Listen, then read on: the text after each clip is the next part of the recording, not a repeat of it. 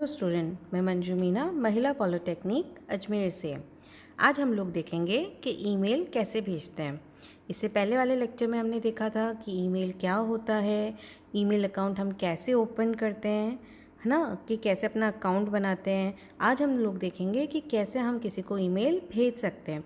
हमने email account open करके देख लिया था, हमने देख लिया था कि इनबॉक्स में कहाँ मेल आती हैं, हम कहाँ अपने इनबॉक्स के मेल चेक कर सकते हैं। अब अगर हमें किसी को ईमेल भेजना है तो अब हम उनके स्टेप्स देखेंगे। अगर हम किसी को ईमेल भेजना चाहते हैं तो सबसे पहले हमारे पास क्या होना चाहिए? सबसे पहले हमारे पास जिसको हम ईमेल भेज रहे हैं उसका ईमेल आईडी होना चाहिए। और उसका ईमेल आईडी कब होगा? जब उसने अपना ईमेल अकाउंट खोल रखा होगा। तो ईमेल भेजने के लिए ज़रूरी है कि आपका भी ईमेल आईडी हो और जिसको आप भेज रहे हो उसके पास भी ईमेल आईडी हो और उसका ईमेल आईडी आपको पता हो। तो अपने कंप्यूटर को सबसे पहले हम लोग ऑन करेंगे, उसे इंटरनेट से कनेक्ट करेंगे, यानी कि ईमेल को यूज़ करने के लिए हमारे पास इंटरनेट का कनेक्शन होना बहुत ज़रूरी है। फिर हम लोग क्या करेंगे? हम लोग वेब ब्राउज़र खोलेंगे। वेब ब्राउज़र क्या होता है मैंने पहले भी बताया था। वेब ब्राउज़र होता है वो सॉफ्टवेयर जिसकी मदद से हम लोग अपनी वेबसाइट्स यूज़ कर पाते हैं, यानी कि वेबसाइट्स देख पाते हैं, यूज़ कर पाते हैं। तो वो वेब ब्राउज़र होते हैं जैसे internet explorer, Google Chrome, Firefox, Mozilla, है ना, नेविगेटर, ये सारे क्या है? हमारे वेब ब्राउज़र हैं। तो इसके अंदर हम लिखेंगे, जैसे अगर हमारा अकाउंट जीमेल पे है तो हम क्या करेंगे? वेब ब्राउज़र पे क्लिक करेंगे, उसके अंदर लिखेंगे www.gmail.com। जैसे ही आप इसको टाइप करेंगे वैसे ही आपकी स्क्रीन पर जीमेल की वेबसाइट मतलब जीमेल का फ्रंट पेज आ जाएगा। उसमें वो आपसे पूछेगा यूज़र आईडी। वहाँ पे आपको अपना यूज़र आईडी यानी कि ईमेल आईडी डालना होगा। जैसे एग्जांपल लेते हैं, आपका ईमेल आईडी हो abc@gmail.com, है ना, तो आपको सिर्फ लिखना है ABC। नेक्स्ट पे क्लिक करेंगे, फिर वो आपसे पासवर्ड पूछेगा, आप पासवर्ड टाइप करेंगे, ठीक है। नेक्स्ट पे जैसे ही क्लिक करेंगे आपका मेल आईडी खुल जाएगा और आपकी स्क्रीन पर विजिबल हो जाएंगे इनबॉक्स और कंपोज का ऑप्शन। तो हम किस पे क्लिक करेंगे? हम लोग कंपोज पर क्लिक करेंगे। क्यों? क्योंकि कंपोज पे जाकर हमारा नया मेल बनता है। अगर ये चीज़ आप मोबाइल पे कर रहे हो तो मोबाइल पे आपका मेल आईडी ऑलरेडी खुला हुआ होगा।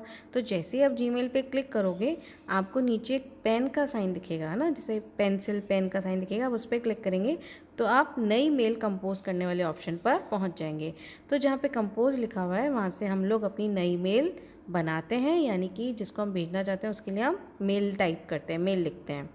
फिर ये देखिए, जैसे आपने आईडी पासवर्ड डाला, ये आपका मेल बॉक्स खुल गया। अब यहाँ पे देखिए आपको ऊपर कंपोज लिखा हुआ दिख रहा है, जो प्लस का साइन है कलरफुल, उसके पास में कंपोज लिखा हुआ दिख रहा है।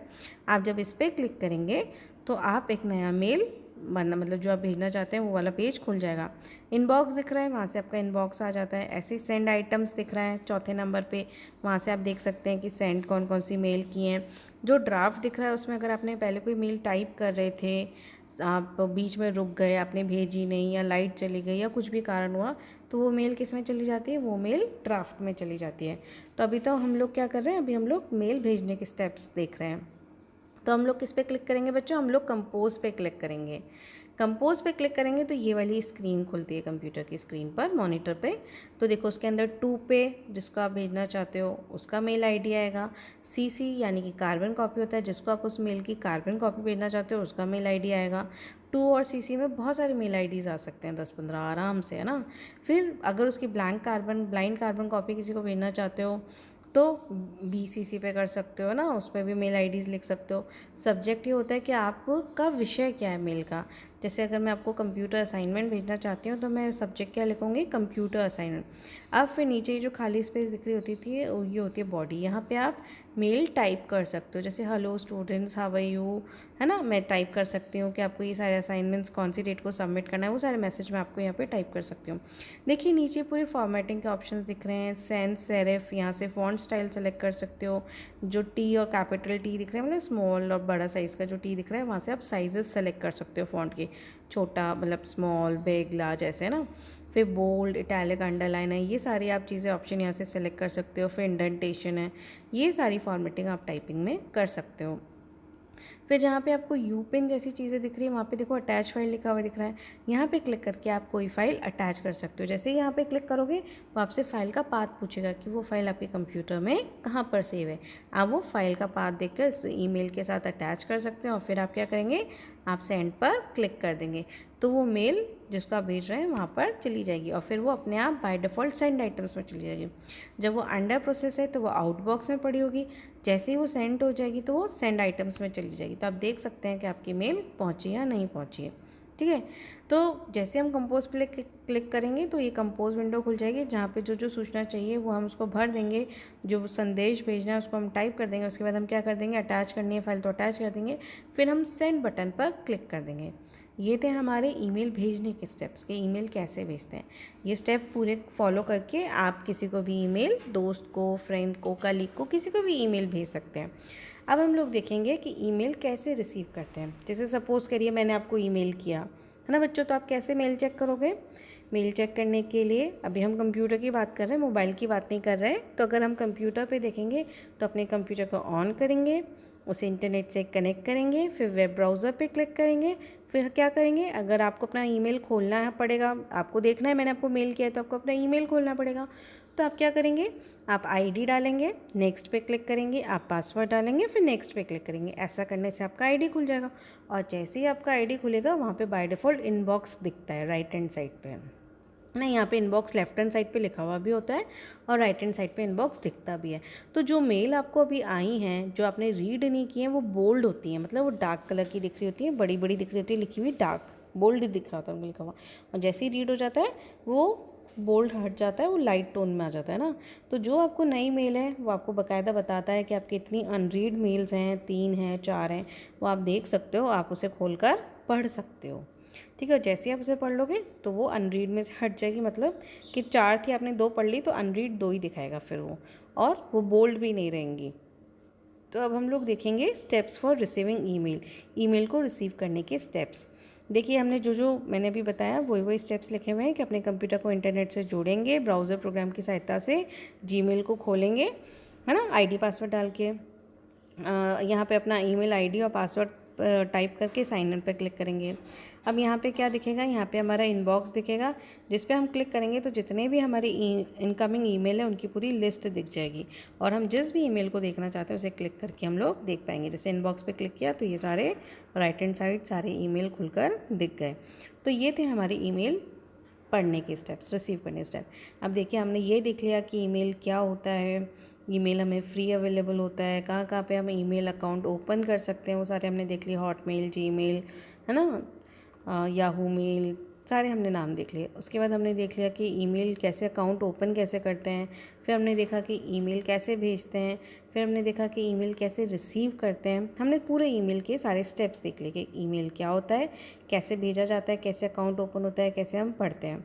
अब हम लोग देखेंगे कि ये सारे काम को करने के लिए इंटरनेट में ईमेल के कुछ प्रोटोकॉल्स होते हैं जिनकी मदद से ईमेल सुचारू रूप से चलता है। अगर प्रोटोकॉल कहूँ तो प्रोटोकॉल क्या होता है, प्रोटोकॉल होता है नियमों का समूह, सेट ऑफ रूल्स, है ना।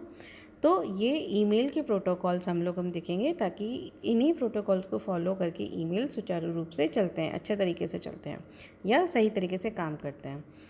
तो अब हम लोग पढ़ेंगे ईमेल प्रोटोकॉल। प्रोटोकॉल इंटरनेट पर कार्य करने के लिए स्थापित कुछ मानक हैं, कुछ स्टैंडर्ड्स हैं जिनका प्रयोग प्रत्येक इंटरनेट यूज़र को करना होता है। जिसको हर यूज़र इंटरनेट का जो जीमेल का यूज़ कर रहा है, इंटरनेट पे जो ईमेल अकाउंट का यूज़ कर रहा है, वो सारे यूज़र्स इन प्रोटोकॉल्स को यूज़ करते हैं, फॉलो करते हैं। ईमेल के लिए निम्न प्रोटोकॉल हम पढ़ेंगे, हम लोग 4 प्रोटोकॉल पढ़ेंगे, है ना। सबसे पहला प्रोटोकॉल है SMTP फुल फॉर्म है सिंपल मेल ट्रांसफ़र प्रोटोकॉल। इस प्रोटोकॉल से हम सिंपल मेल भेज पाते हैं, कुछ भी सिंपल टाइप की मेल विद नो अटैचमेंट्स, है ना, उनके साथ कोई अटैचमेंट्स नहीं। सिंपल मेल भेजने के लिए ये वाला प्रोटोकॉल होता है, साधारण डाक संचार प्रोटोकॉल कहते हैं हम लोग। सिंपल मेल ट्रांसफ़र प्रोटोकॉल को क्या कहेंगे, साधारण डाक संचार प्रोटोकॉल। SMTP प्रोटोकॉल के अंतर्गत ईमेल का आदान प्रदान सोर्स मशीन के द्वारा गंतव्य मशीन के साथ TCP कनेक्शन स्थापित करने पर होता है। इस प्रोटोकॉल में सिर्फ एक साधारण पाठ्य को ही ईमेल संदेश के रूप में भेजा या प्राप्त किया जाता है। तो नाम से ही पता पड़ रहा है ये सिंपल मेल ट्रांसफ़र प्रोटोकॉल है। इससे सिर्फ सिंपल मेल भेजी जाती है ना। सिंपल मेल भेजने के लिए SMTP प्रोटोकॉल में TCP कनेक्शन किया जाता है। TCP कनेक्शन क्या होता है कि सोर्स और डेस्टिनेशन यानी भेजने वाले और प्राप्त करने वाले के बीच में पहले कनेक्शन स्थापित होता है, फिर उसके बाद डेटा भेजा जाता है और इस प्रोटोकॉल के द्वारा सिर्फ सिंपल डेटा भेजा जाता है, टाइप डेटा, है ना। इस प्रणाली में सोर्स मशीन सबसे पहले अपने मशीन के पोर्ट 25 पर सिग्नल भेजती है, जिसे प्राप्त कर गंतव्य मशीन उन संकेतों के प्राप्त होने के संदेश प्रेषित करती है जो ये बताते हैं कि वह संदेश प्राप्त करने की स्थिति में है या नहीं है। ये हमने अभी देखा ही था कि इसमें मेल भेजने से पहले क्या होता है, टीसीपी कनेक्शन होता है। टीसीपी कनेक्शन का मतलब क्या है, सोर्स और डेस्टिनेशन मशीन में कनेक्शन स्थापित होता है। सोर्स यानी भेजने वाली मशीन डेस्टिनेशन वाली मशीन को ये बताती है कि मैं डेटा भेजने वाली हूँ। अगर डेस्टिनेशन मशीन रेडी होती है तो वो एक्नॉलेजमेंट भेजती है कि हाँ आप भेज दो डेटा, मैं डेटा लेने के लिए तैयार हूँ। तो इस तरीके से भेजने वाली मशीन यानी कि सोर्स मशीन और प्राप्त करने वाली मशीन यानी डेस्टिनेशन मशीन के बीच में पहले टीसीपी कनेक्शन स्टैब्लिश होता है, फिर उसके बाद उनके बीच में डेटा ट्रांसफ़र होता है। और इसके लिए कौन सा पोर्ट यूज़ होता है, पोर्ट 25 यूज़ होता है। ये देखिए सिंपल मेल ट्रांसफ़र प्रोटोकॉल का सर्वर कैसे काम करता है। जैसे यहाँ पे एक बंदा बैठा है जोई, वो मेल भेज रहा है, तो पहले मतलब ये बंदा जो है जेन है, ये जोई को मेल भेज रहा है। तो जेन जो है वो सपोज़ करिए जैसे मैं आपको मेल भेज रही हूँ, तो मैं तो हुई जेन, है ना, और आप हुए जोई, और मैं यूज़ करती हूँ याहू और आप यूज़ करते हैं जीमेल का अकाउंट। मेरा जो ईमेल आईडी बना हुआ है वो किस पे बना हुआ है, वो सपोज़ करिए याहू पे बना हुआ है और आपका बना हुआ है जीमेल पे। तो अगर मैं आपको मेल कर रही हूँ, मैं हूँ जेन, मैंने मेल किया, तो सबसे पहले मेरे सर्वर पे जाएगा यानी याहू के सर्वर पे जाएगा, फिर याहू के सर्वर से जीमेल के सर्वर पे जाएगा यानी कि आपके सर्वर पे, यानी कि जोई के सर्वर पे जाएगा मेरा मेल, है ना। फिर जोई के सर्वर से जोई के पास जाएगा। तो इस तरीके से एसएमटीपी प्रोटोकॉल काम करता है। यानी कि मैंने मेल भेजा तो मेरा मेल याहू के सर्वर पे गया, याहू के सर्वर ने जीमेल के सर्वर को भेजा, फिर जीमेल के सर्वर ने उसके अकाउंट में भेजा, जोई के अकाउंट में यानी कि आपके अकाउंट में भेजा। इस तरीके से एसएमटीपी प्रोटोकॉल काम करता है। देखिए ये जैसे कि मैं बहुत सारे बच्चों को मेल भेज रही हूँ, तो ये तो सेंडर तो हुई मैं जब मेल भेजूँगी तो वो मेरे सर्वर पे जाएगा। जैसे कि हमने एग्जांपल लिया था, मेरे याहू के सर्वर पे जाएगा, फिर याहू के सर्वर से जीमेल के सर्वर पे जाएगा यानी आपके सर्वर पे जाएगा। और ये सारे अकाउंट में हो सकता है मैंने सिर्फ एक बच्चे को ना भेजा हो, मैंने 2-3 बच्चों को भेजा हो, तो वो जीमेल का सर्वर उन 2-3 बच्चों को भेज देगा, अगर उन 2-3 बच्चों के अकाउंट जीमेल सर्वर पर हैं तो।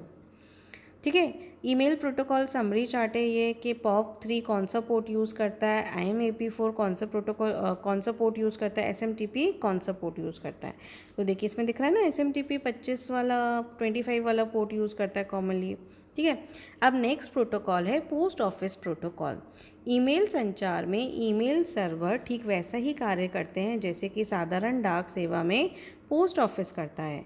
प्रेषक द्वारा भेजे गए ईमेल को प्राप्त कर उसे सुरक्षित रखना तथा जब प्राप्तकर्ता अपने कंप्यूटर को सर्वर से जोड़े तो उसे वह संदेश डिलीवर करना आदि सारे कार्य ईमेल सर्वर द्वारा ही होते हैं।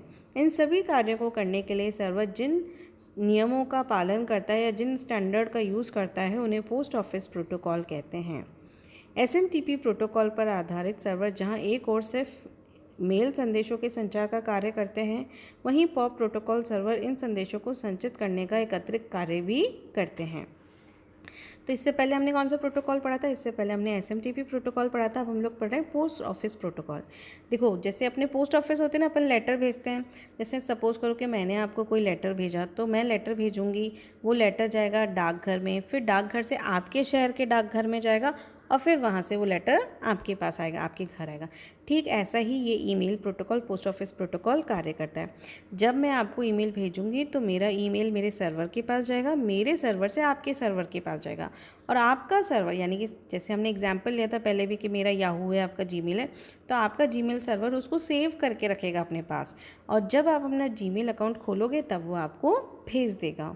ठीक है, ये कंप्यूटर के टाइम की बात हो रही है।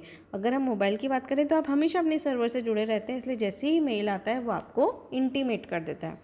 तो जैसे ही आप सर्वर से जुड़ेंगे, जैसे ही कंप्यूटर पे अपना ईमेल अकाउंट खोलेंगे, जीमेल का सर्वर सारे मेल जो आपके पास आए हुए हैं वो आपके अकाउंट में ट्रांसफ़र करके आपको दिखा देगा। तो पॉप एक एक्स्ट्रा काम भी कर रहा है, वो आपकी मेल्स को सेव करके भी रख रहा है, इसलिए आप अपने मेल कभी भी किसी भी कोने में खोल सकते हैं, कितने साल बाद भी। ठीक है, तो पॉप ये एक्स्ट्रा काम कर रहा है, आपकी मेल को सेव करके भी रख रहा है। ये देखिए ये काम जैसे काम करता है एसएमटीपी और पॉप, कि यहाँ से सर्वर भेजा तो एसएमटीपी मेल भेज रहा है और पॉप रिसीव कर रहा है ना, याहू, जीमेल, कुछ भी हो सकता है, किसी पे भी आपका अकाउंट हो सकता है। तो देखिए ये क्लाइंट है, जैसे मैं भी क्लाइंट हूँ, आप भी क्लाइंट है। सर्वर क्या हुए? सर्वर हुए याहू का सर्वर, जीमेल का सर्वर, ठीक है। तो SMTP, पॉप, IMAP, ये सारे प्रोटोकॉल यूज़ करके ईमेल एक जगह से दूसरी जगह जा पाते हैं। ऐसा नहीं है कि एक समय में कोई एक ही प्रोटोकॉल यूज़ हो रहा होगा, ये सारे प्रोटोकॉल पूरे मतलब फॉलो होकर ईमेल को एक जगह से दूसरी जगह भेजते हैं। जैसे क्लाइंट है ऊपर वाला ना, तो वो भी मेल भेज रहा है, तो वो SMTP भी यूज़ कर रहा होगा, वो पॉप भी यूज़ कर रहा होगा, वो IMAP भी यूज़ कर रहा होगा। फिर जीमेल के सर्वर से याहू के सर्वर पे गए, या याहू के सर्वर से जीमेल के सर्वर पे गए।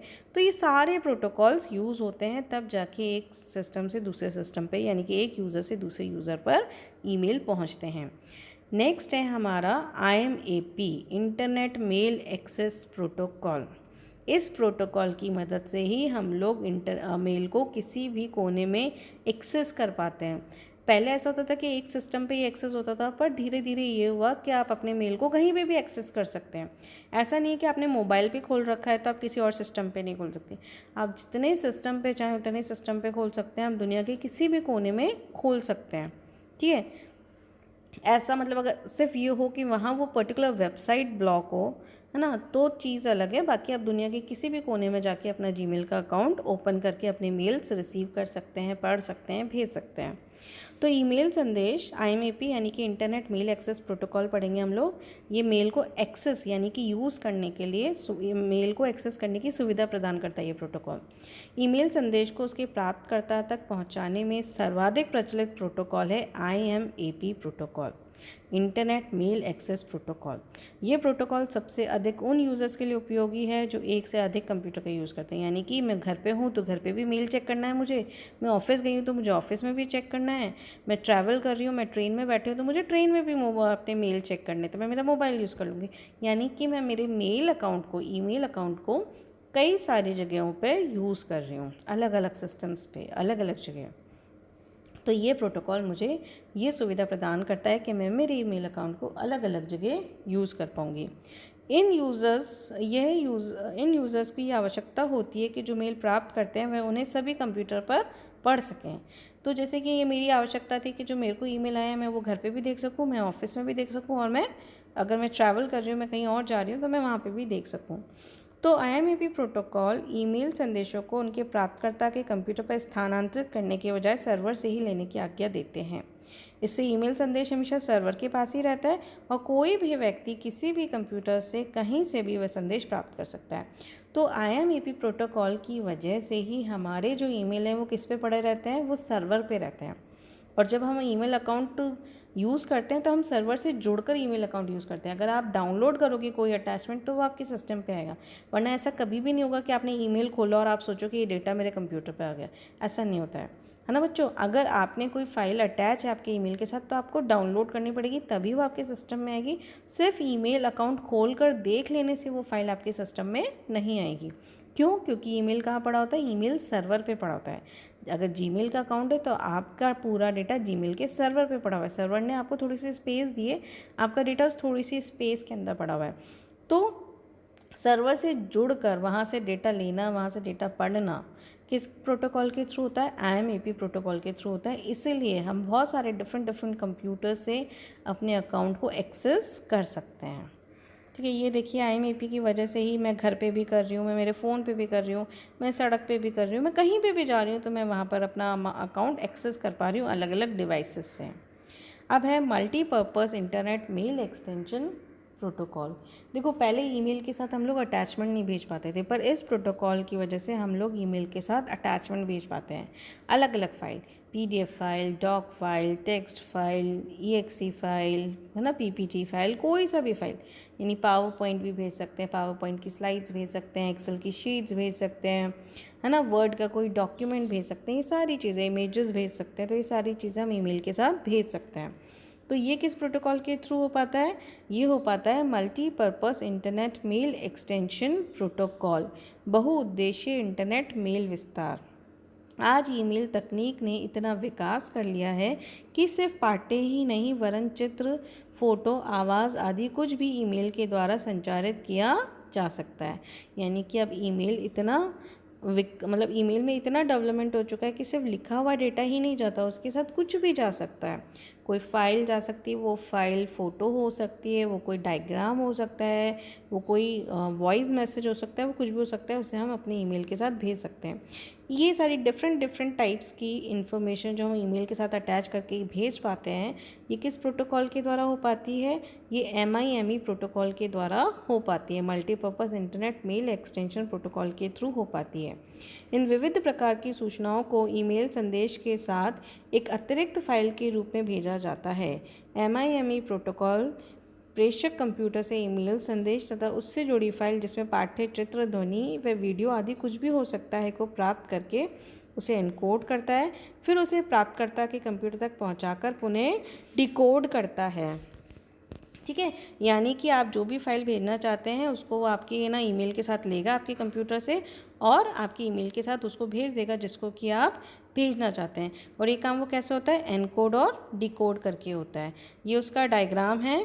यहाँ पे क्या हुआ कि आप जब मेल भेज रहे हैं तो MIME प्रोटोकॉल की वजह से अटैचमेंट करके ईमेल भेज पा रहे हैं, तो यहाँ पे वो एनकोड होगा, है ना, और रिसीवर साइड पे वो दोबारा डिकोड होगा और दोबारा वो अपना मेल पढ़ के उसका अटैचमेंट डाउनलोड कर सकता है।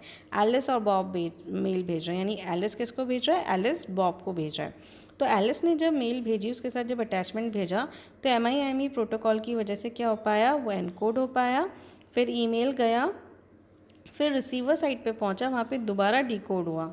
एनकोड और डिकोड आप लोगों के लिए नए वर्ड होंगे। एनकोड का मतलब होता है कि ऐसी भाषा में कन्वर्ट करना जिससे अगर बीच में कोई मेल को ले ले, है ना, हैक कर ले, तो वो उसको पढ़ नहीं पाए, है ना, जंबल वर्ड फॉर्म में होना। फिर रिसीवर साइड पे दोबारा उसको उसी भाषा में कन्वर्ट करना जिसको कि हम पढ़ सकें, तो वो होता है डिकोड।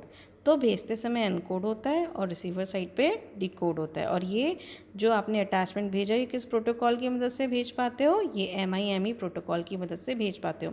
तो एलिस की फाइल कंप्यूटर में जो फाइल पड़ी थी वो उसने ईमेल के साथ किसको भेज दी? बॉब को भेज दी। वो फाइल ईमेल के थ्रू बॉब को भी मिल गई। ठीक है, ये देखिए, ये एलिस और बॉब है। एलिस ने एक है ना मेल भेजी, वो उसने इनक्रिप्टेड मेल भेजी, मतलब ऐसे फॉर्म में कन्वर्ट करके भेजी जो बीच में है ना कोई देख ही ना सके। देखिए, बीच में एक मिस्टर स्नाइफर बैठे हुए हैं। मिस्टर स्नाइफर मतलब एक ऐसा चोर बैठा है जो आपकी इन्फॉर्मेशन को पढ़ना चाहता है। मैं एलिस हूँ, आप बॉब है ना। मैं एलिस आपको एक डेटा भेजना चाहती हूँ। जैसे मैंने आपको भेजा कि hello, this is my account number, मैंने आपको अपना बैंक अकाउंट नंबर भेजा, है ना। तो मैंने जब मेल भेजा तो उस समय मैंने उसको इनक्रिप्ट कर दिया। ऐसा इनक्रिप्ट कर दिया ताकि कोई मेरा अकाउंट नंबर ना जान सके। रास्ते में बैठे थे मिस्टर स्नाइफर, वो मेरा बैंक अकाउंट जानना चाहते थे, तो उन्होंने रास्ते में मेल ले ली। पर मेल कैसे फॉर्म में? मेल इनक्रिप्टेड फॉर्म में, ऐसे फॉर्म में जिसे वो समझ नहीं सकते, है ना। तो इनक्रिप्टेड होने की वजह से क्या हुआ कि अगर रास्ते में मिस्टर स्नाइफर ने ले भी ली तो वो उसे समझ नहीं पाएंगे। फिर मेल आप तक पहुंचेगी, यानी बॉब तक पहुंचेगी। जब मेल पहुंचेगी तो वो दोबारा डिक्रिप्ट हो जाएगी, तो आप समझ लोगे। जैसे मैंने हेलो बॉब भेजा था, इनक्रिप्ट करके भेजा, तो मिस्टर स्नाइफर को पता ही नहीं पड़ा कि मैंने हेलो बॉब लिखा है। पर जब आपके पास पहुंचा तो वो दोबारा डिक्रिप्ट हो गया और आपको पता पड़ गया कि मैंने क्या लिखा था? मैंने लिखा था हेलो बॉब। तो इस तरीके से इनक्रिप्ट और डिक्रिप्ट करके हम हमारे डेटा को सेव कर पाते हैं। Thank you.